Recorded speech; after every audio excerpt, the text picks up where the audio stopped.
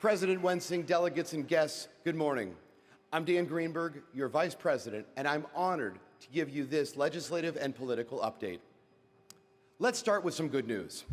As we've highlighted throughout today's agenda, on November 4th, schools, students, and public education had major victories across the state, passing levies and electing allies to local school boards. Pro-public education candidates won key school board races across Ohio. Leading up to the election, OEA members engaged in a variety of campaign strategies to support candidates that stood for our shared values. Additionally, OEA in targeted school districts across Ohio ran ads elevating the profiles of pro-public education allies running for school board. As we have seen in the past, when educators talk about the importance of electing the right leaders to their school boards, our schools and our students win. OEA was able to win several high-profile elections across the state. I'd like to highlight a few. As previously noted, Southwestern City Schools, voters elected Camille Peterson, OEA member Chelsea Alkire, and Kelly Dillon to the school board. In Forest Hills, 3 pro-public education candidates, Jeff Nye, Aaron Walczewski, and OEA member Jeremy Ward, swept all 3 open seats, flipping control away from extremists who had tried to divide the community and undermine the district. In Mentor, voters elected OEA member Maggie Cook, Robert Haig, and Daniel Hardesty on the school board, holding off far-right challengers, preserving a governing majority that believes in strong neighborhood public schools. And despite all the news about voters' frustrations with increasing property taxes, a majority of school levies across Ohio passed, including many crucial operating renewals. Of the levies that OEA staff supported, 62.5% of these were successful, resulting in nearly $56 million in revenue next year alone. This is not an accident. It is a testament to the engagement of educators, parents, and community allies. These victories electing pro-public education allies and passing levies aren't just numbers on a spreadsheet. They mean needed revenue to retain counselors, intervention specialists, bus drivers, and para-educators, maintain reasonable class sizes, and support critical programs for students. We need to keep celebrating and acknowledging this work. So before we go any further, if you worked on a levy, a school board race, or helped a colleague understand an issue this fall, please stand and be recognized.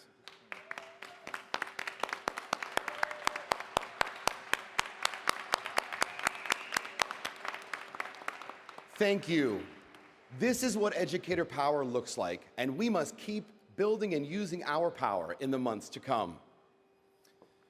2 weeks ago, the Ohio General Assembly wrapped up its business for 2025, and we are hearing they will not return to full session until at least February of 2026.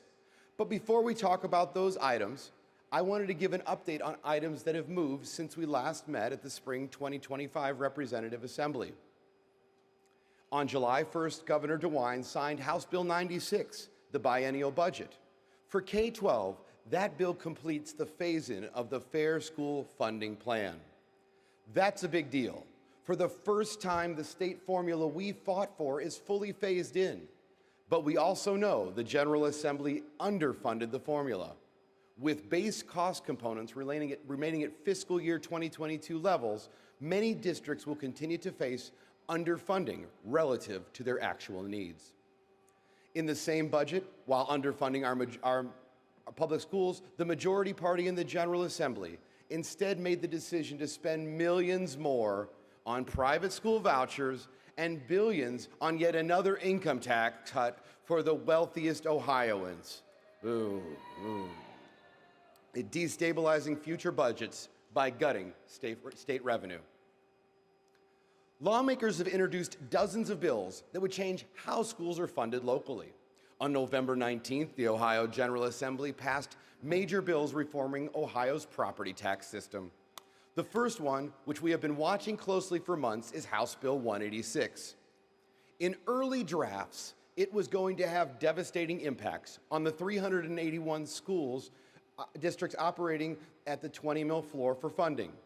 It would not only limit the increase in property taxes to the rate of inflation in the future, but would also do so retroactively for the 2023 and 2024 years, taking money districts have already allocated and spent. But thanks to the work of OEA staff, along with member activism, we saw a change in House Bill 186, where state dollars were allocated to backfill most of the funding that districts were set to lose, avoiding these huge revenue losses. House Bill 309 gives county budget commissions the power to unilaterally trim voter-approved levies if they decide they're unnecessary or excessive, overriding the will of the voters. Ooh. And just recently, House Bill 355 was introduced to raise the threshold for passing levies from 50% plus one to 60%. If that passes, it will make it dramatically harder for schools to renew or pass levies, even when a clear majority supports them.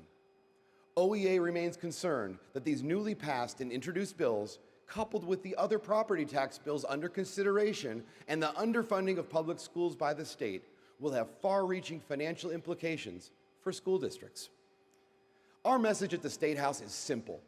Yes, homeowners need relief from sudden steep property tax increases, specifically senior citizens, individuals on fixed incomes, and low-income families.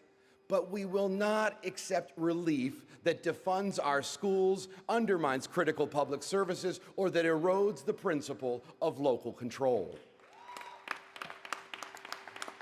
OEA has testified, written letters, and met with legislators on these bills. We're insisting on targeted relief and clear protections for school funding and other local public services that Ohioans rely on. That work will continue next year through the remainder of the Ohio General Assembly.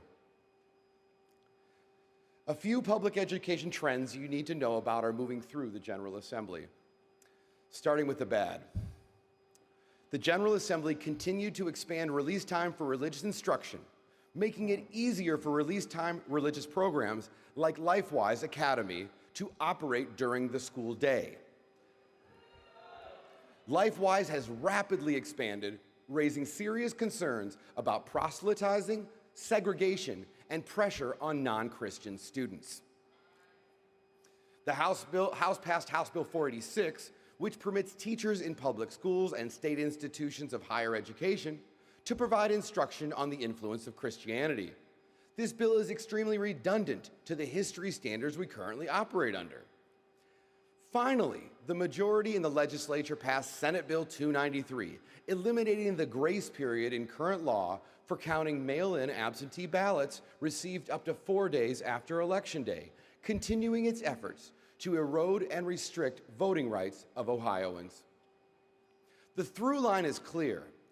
Shift public money to private hands, weaken democratic oversight, and attack public schools. But all is not bad in the General Assembly. House Bill 523, sponsored by two former educators, OEAR member and State Representative Sean Brennan, a Democrat from Parma, and State Representative Gail Manning, a Republican from North Ridgeville, would further define what compensation means for student teachers. The last budget, House Bill 33, eliminated the prohibition against paying student teachers, but didn't establish a method to compensate them. House Bill 523 establishes a means to do so, including allowing public school to pay student teachers an hourly wage and other health care benefits. It also authorizes universities to establish a lower tuition rate, including a waiver of general or instructional fees for an individual enrolled in a teacher preparation program during student teaching. I would be remiss if I do not mention the work of OEA's aspiring educators who have worked with OEA government relations and organizing and member engagement staff to engage their colleagues and legislators to move this bill forward.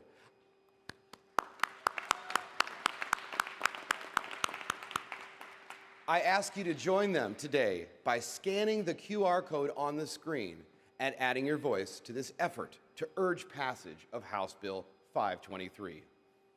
Give you a couple seconds on that.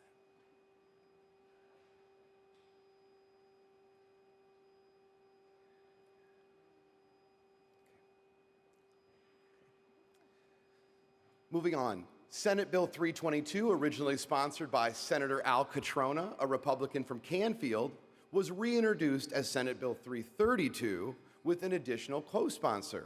Additionally, House Bill 610 was introduced as a companion bill. The Senate and House bills dissolve academic distress commissions and instead require districts to establish student support teams for certain consistently low-performing school buildings.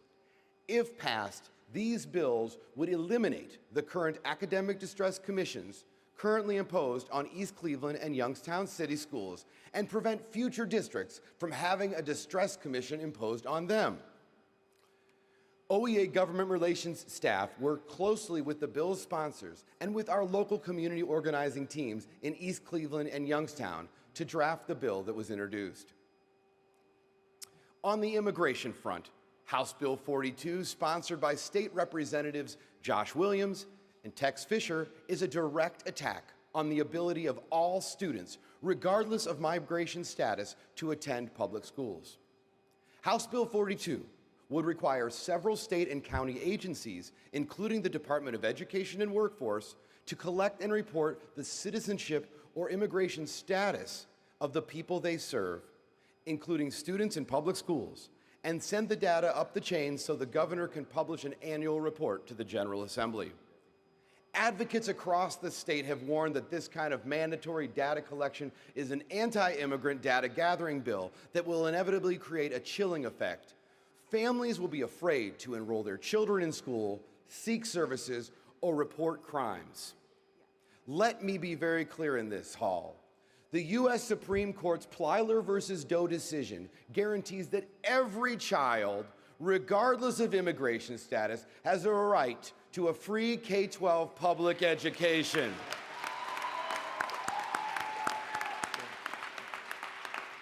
And educators are not and must never become immigration agents. OEA opposes this bill because it's an attack on our students, our colleagues, and our communities. The other big front is our collective bargaining rights. Senate Bill 1 gutted the collective bargaining rights of public university faculty. It limits what faculty unions can bargain over, removing the ability to negotiate over tenure, evaluation, and retrenchment, as well as banning faculty strikes. Senate Bill 1 represents the largest attack on collective bargaining rights in Ohio since Senate Bill 5 in 2011. Senate Bill 8 would prohibit public employers from providing paid leave or compensation for public employees to engage in certain union activities, essentially trying to shut down release time work for union leaders and activists. House Bill 96 stripped out seniority protections for teacher assignments, permitting superintendents to reassign educators that may not be properly licensed or trained in order to address staffing issues, regardless of language in local collective bargaining agreements. The majority party in the General Assembly also passed measures in the state budget to silence the voice of educators. The budget eliminated all elected members of the Ohio State Board of Education, replacing it with a 5-member governor-appointed board. Additionally, the budget also attempted to eliminate teacher voices at the State Teacher Retirement System Board by eliminating 4 of the 7 elected members of the STRS board, replacing them with political appointees and prohibiting any of the 3 remaining elected members from serving as board chair or vice chair. OEA, along with coalition partners like the Ohio Federation of Teachers, filed a lawsuit preventing this change from happening. These measures are test balloons. They are telling us exactly what some politicians want. Weaker unions so working people cannot stand up to politicians and their billionaire donors, erosion of time-tested, proven collective bargaining practices that have created labor peace for decades, and silencing the voice of educators as advocates for the professions and the students we serve. And this is where the state policy meets the 2026 governor's race and the Truth on Vivek campaign. On November 3rd, 2026, Ohio will hold elections for U.S. Senate, U.S. congressional seats under a newly drawn map, state representatives and senators, and a new Ohio governor. The governor's race is already taking shape. On the Democratic side, Dr. Amy Acton, Governor DeWine's former director of the Ohio Department of Health, has stepped forward as the leading candidate. On the Republican side, Vivek Ramaswamy has emerged as a frontrunner, endorsed by Donald Trump, the Ohio Republican Party, many statewide GOP leaders, and backed by billionaires like Jeff Yass, a national pro-voucher megadonor. Ramaswamy's platform is not a mystery. He told us exactly what he wants to do. Universal vouchers on steroids, shifting even more public dollars into private schools and homeschooling. Merit pay schemes that tie educator pay to biased evaluations instead of experience and credentials. Returning Ohio's public school to a No Child Left Behind, test, blame, and punish scheme by proposing measures like reinstating the third grade reading guarantee and focusing even more on standardized tests. Slashing income and property taxes, which would blow a hole in the revenue that funds our schools and local services. And going after educator unions and our collective bargaining rights, the very thing SB 1 and SB 8 foreshadow. The good news is educators are not waiting until 2026 to tell the truth. OEA member organizers, especially through Ohio's New Educators, in partnership with Ohioans United for Public Education, are already powering the Truth on Vivek campaign.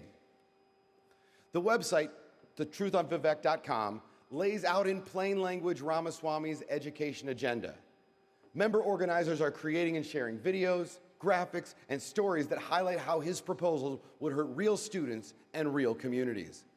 From now until November 3rd, 2026, we need educators talking to educators talking to parents, and educators telling the truth about what's at stake for our students and our schools. As we move into 2026, OEA will continue to use our screening process and our OEA fund to support pro-public education candidates at every level, regardless of party, and to hold every candidate accountable to our students, our communities, and schools, and our rights as educators. So what does all of this mean for us right now in this room? It means when lawmakers talk about property tax reform, we have to be the ones who say, relief, yes. Defunding schools, no. When they talk about immigration enforcement, we have to say, every child, regardless of race, place, migration status, or belief, has the right to a safe neighborhood school where they can thrive. Every child belongs. When they come after higher ed faculty, make adjustments to other collective bargaining rights, just tweak release time rules, or attack our fellow union siblings, we have to stand together to defend every working Ohioan's voice. When a candidate for governor runs on a platform of universal vouchers and union busting, we must make sure every educator, every parent, and every voter in Ohio knows the truth. Colleagues, we are stepping into a period where the choices Ohio makes in school funding and immigration policy and collective bargaining in the 2026 elections will shape public education for a generation. Here's what I'm asking of you. 1, stay informed. Use OEA's Legislative Watch, bill trackers, and updates to educate and activate your colleagues in your communities. 2, build and strengthen your local legislative action teams so they are ready to turn out testimony, make phone calls, and show up when your elected leaders are back home hosting town halls on short notice. 3, support and join our member organizer network. Plug into the Truth on Vivek campaign, share content, help create new tools that speak to your community. 4, invest in our political power by donating to the OEA Fund. Thank you for everything you do and will continue to do in the coming months. Let's keep fighting together. All right, thanks, Dan.